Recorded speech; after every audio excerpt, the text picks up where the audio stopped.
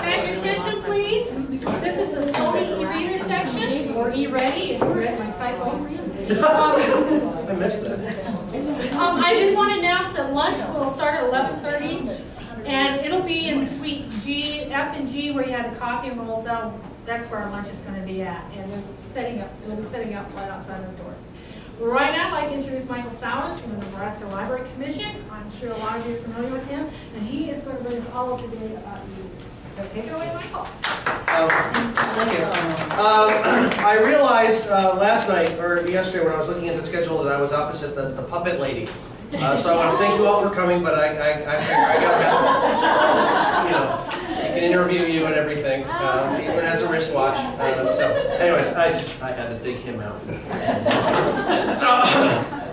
Okay, so we're here to talk about new hot technology. So we're going to talk about the Rocket ebook. How many of you remember this, right? No?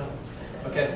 No, actually, I'm kidding. We're not going to talk about the Rocket ebook, but I do actually have one. I don't know if it works. We were about to surplus this thing at the commission, so I figured I'd just bring it along. And this was, well, we're going to talk history in just a moment. I'll pass this around. I don't even think it's charged. I'm not sure it even turns on, but you can get an idea of the weight of the thing and whatnot before we get to the latest. So what I've titled this is as Have eBooks Finally Arrived, the Sony Reader and the Kindle. I gave my first talk on the Sony Reader back in October at Internet Librarian.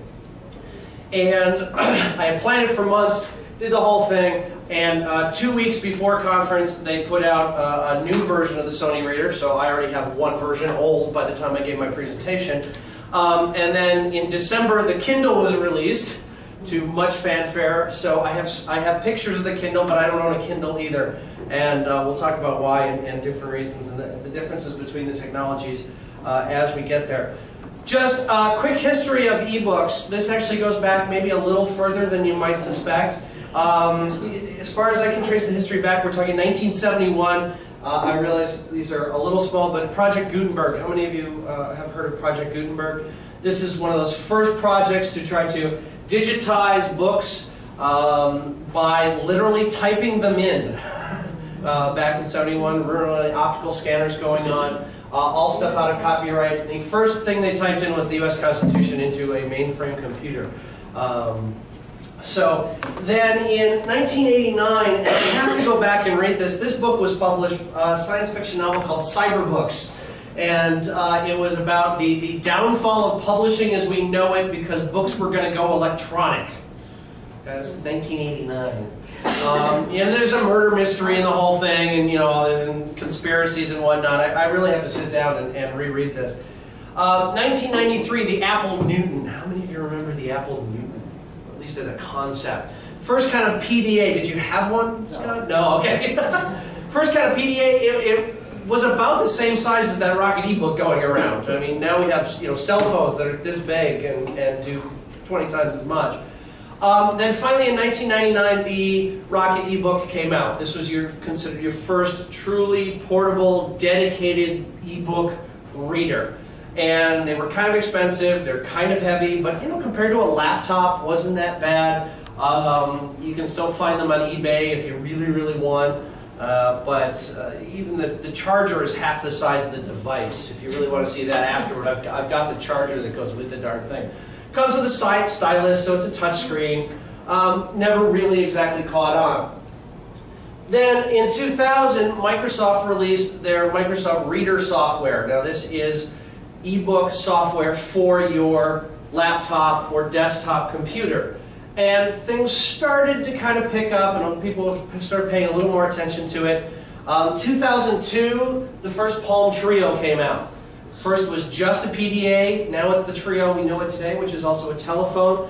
But I have met people who have actually put books onto their phone and read it on this little dinky screen.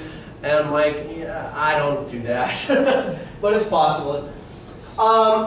Jumping up, 2002, the tablet PC, which actually, this is a tablet PC. I can flip this screen around, I can use a special pen on it, and the idea is I can now turn it into landscape mode and actually have it shaped like a piece of paper.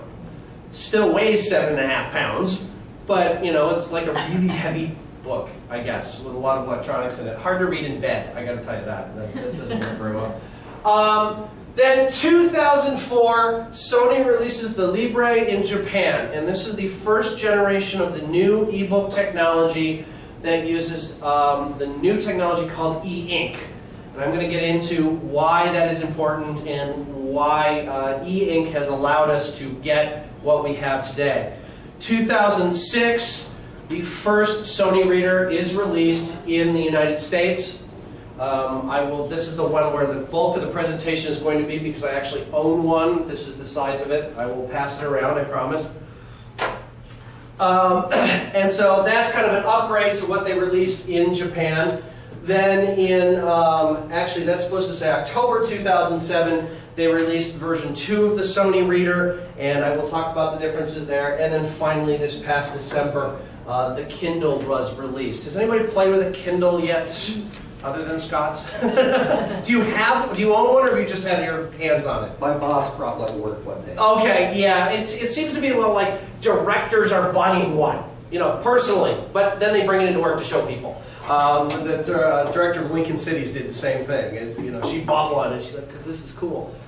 I've got my reservations, and we'll get to that. So this was the product launch for the Sony reader back at CES, the Consumer Electronics Show, in 2006. The Da Vinci Code was still a big deal, so that was the demo. You could read the Da Vinci Code on an ebook.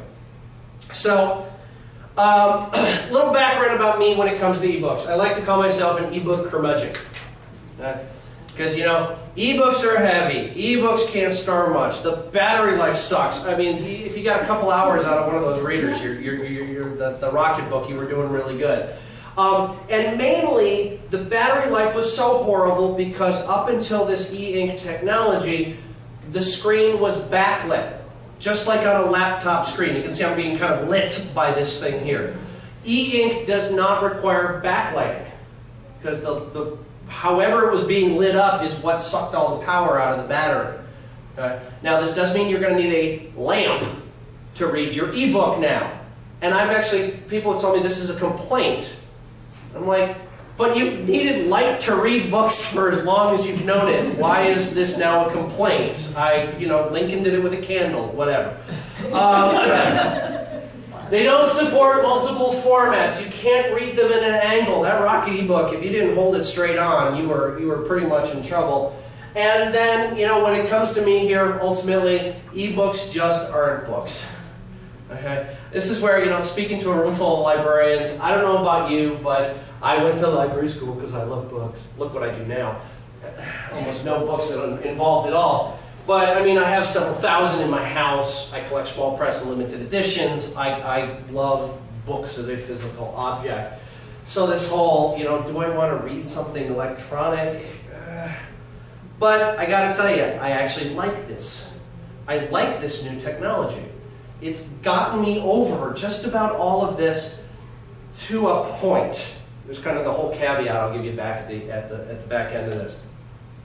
So why do I like the Sony reader, and in principle also the Kindle, which we'll talk about towards the end. Long battery life. This thing will run a good 7-8 hours, or excuse me, it's not even measured in hours. It's measured in page turns. So it's about 7,000 page turns on a full charge.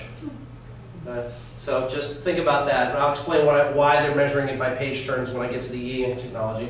It's very lightweight. It's got expandable storage. I can take one of those little SD or memory stick storage cards and I can slide that right into a slot on the side of it and add more capacity to it. Supports multiple text formats. These things will read PDFs and Word documents and HTML and text. I've got a separate slide covering all that. Text zooming. By default, you get 3 different sizes of text, small, medium, and large. And the large is going to be about the equivalent of your large print books.